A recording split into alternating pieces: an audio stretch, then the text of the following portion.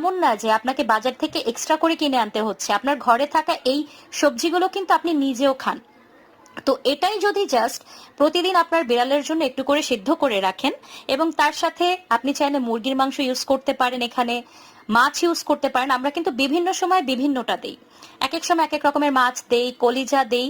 আজকে যেহেতু বাসায় কলিজা ছিল এবং ওদেরকে যেহেতু দুপুরে আর রাতে হচ্ছে আমরা কলিজা খেতে দেই ভাত দিয়ে, অনেক সময় হচ্ছে মাছ দিয়ে ভাত খেতে দেই, তো কলিজাটা ছিল, তো সেটার কারণে কিন্তু আমরা সেটাই এখানে দিয়েছি।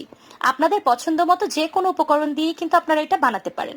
তো দেখুন এখন কিন্তু ম্যাশ করার পরে আমরা কলিজার যে স্টকটা আছে ওটা ভালো মতো দিয়ে দিচ্ছি, কারণ এখানেই মেনলি হচ্ছে ওরা যে স্মেলটা আছে সেটা ভালো পাবে এবং এটা খাওয়ার জন্য ওদের আগ্রহটা প্রচুর বেড়ে যাবে। এবং কত পরিমাণে আগ্রহ একটু দেখতে চাচ্ছেন? এই যে দেখেন, আগ্রহর চোটে এনারা জাস্ট খাবার মাখাতে দেরি নেই, এনারা এসে বসে আছে এই যে দুইজন টেবিলের উপরে আর একজন টেবিলের নিচে। তো বুঝতেই পারছেন এরা কত বেশি ভালোবাসে।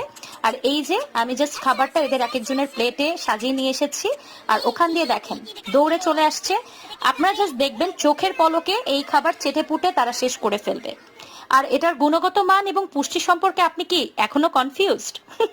আমার মনে হয় কনফিউশন হওয়ার কোনো প্রশ্নই ওঠে না, কারণ এগুলো সবই হচ্ছে আপনি নিজে নিজের চোখে নিজের ঘরে বসে নিজের হাতে আপনার বিড়ালের জন্য তৈরি করে দিচ্ছেন, যার মধ্যে রয়েছে প্রচুর পরিমাণে ভেজিটেবলস, প্রচুর পরিমাণে নিউট্রিশন, প্রোটিন, সব তো থাকবেই। তাই আপনি কিন্তু চাইলে খুব সহজেই অল্প খরচে এই ওয়েট ক্যাট ফুডটা আপনার বিড়ালকে প্রতিদিন বিকাল বেলায় বা সন্ধ্যা বেলায় ট্রিট হিসেবে দিতে পারেন। তারা খুব মজা করে চেটে পুটে খাবে, এটা আমি গ্যারান্টি দিচ্ছি। যেই রকমই বিড়াল হোক না কেন তারা অবশ্যই অবশ্যই খাবে। এই যে দেখুন, জাস্ট দেখুন তারা প্লেটের কি অবস্থা করেছে, যে কতটা ভালোবাসে তারা এই ওয়েট ক্যাট ফুডটা।